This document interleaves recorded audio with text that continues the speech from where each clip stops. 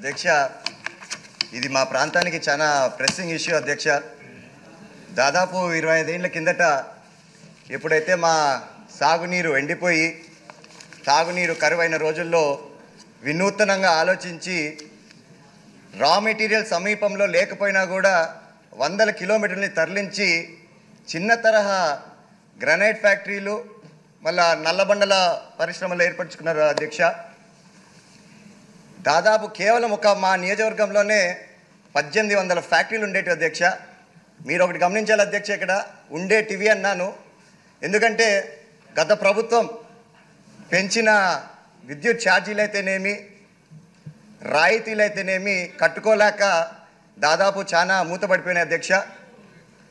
ఈ ఫ్యాక్టరీలలో ఎంత కాదన్నా ఒక నియోజకవర్గం మా తాడిపత్రిలోనే దాదాపు 30,000 నుంచి 40,000 మంది ఉపాధి కల్పించేవాళ్ళు అధ్యక్ష. కానీ ప్రస్తుతం ఈ ఫ్యాక్టరీస్ అన్ని మూతపడిన వల్ల కేవలం దాదాపు 20,000 మంది రోడ్డును పడ్డారు. మరి లోకేష్ గారు పాదయాత్ర తర్వాత శంకారామం పెట్టినప్పుడు ఆ మీటింగ్లో నేను ఇదే విషయం లేవనెత్తితే ఖచ్చితంగా మన ప్రభుత్వం వచ్చాక వీళ్ళకి న్యాయం చేద్దామని అన్నాడు. ఈ విద్యుత్ ఛార్జీలు ఇప్పుడైతే అధ్యక్ష దాదాపు 8 నుంచి 9 రూపాయలు ఉన్నాయి. నేనేమని కోరుతున్నానంటే ఒకే ఒక పంట పండే మా రాష్ట్రానికి మా ప్రాంతానికి ఈ విద్యుత్ ఛార్జీలు ఏవైతే 8 నుంచి 9 రూపాయలు ఉన్నాయో 2 రూపాయలు చేసి రాయితీలు తగ్గించారంటే మాకు కనీసం 2 పూటల భోజనమైనా దొరుకుతుందని చెప్పి ఆశిస్తున్నాం అధ్యక్ష. సో దయచేసి మన హెచ్ఆర్డి మినిస్టర్ గారిని అయితేనేమి అదేవిధంగా స్మాల్ స్కేల్ ఇండస్ట్రీ మినిస్టర్ని అయితే నేను కోరేది దయచేసి దీనిపైన కొంచెం దృష్టి సాగించండి మరొక్కసారి మీ ద్వారా కోరుతున్నా అధ్యక్ష. అధ్యక్ష, ఇది మా ప్రాంతానికి చాలా ప్రెస్సింగ్ ఇష్యూ అధ్యక్ష.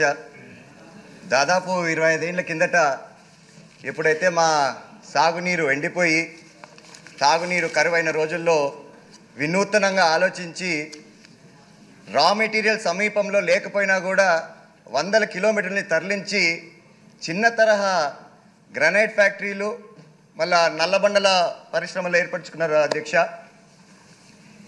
దాదాపు కేవలం మా నియోజకవర్గంలోనే 1800 ఫ్యాక్టరీలు ఉండేవి అధ్యక్ష.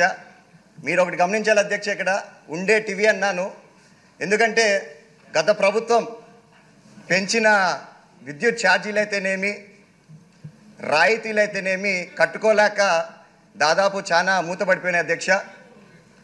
ఈ ఫ్యాక్టరీలలో ఎంత కాదన్నా ఒక నియోజకవర్గం మా తాడిపత్రిలోనే దాదాపు 30,000 నుంచి 40,000 మంది ఉపాధి కల్పించేవాళ్ళు అధ్యక్ష.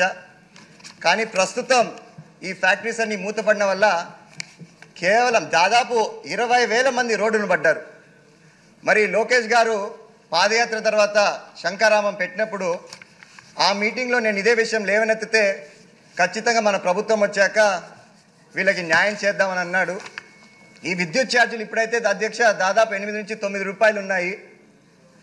నేనేమని కోరుతున్నానంటే ఒకే ఒక పంట పండే మా రాష్ట్రానికి మా ప్రాంతానికి ఈ విద్యుత్ ఛార్జీలు ఏవైతే 8 నుంచి 9 రూపాయలు ఉన్నాయో 2 రూపాయలు చేసి రాయితీలు తగ్గించారంటే మాకు కనీసం 2 పూటల భోజనమైనా దొరుకుతుందని చెప్పి ఆశిస్తున్నాం అధ్యక్ష. సో దయచేసి మన హెచ్ఆర్డి మినిస్టర్ గారిని అయితేనేమి అదేవిధంగా స్మాల్ స్కేల్ ఇండస్ట్రీ మినిస్టర్ని అయితే నేను కోరేది దయచేసి దీనిపైన కొంచెం దృష్టి సాగించండి మరొక్కసారి మీ ద్వారా కోరుతున్నా అధ్యక్ష.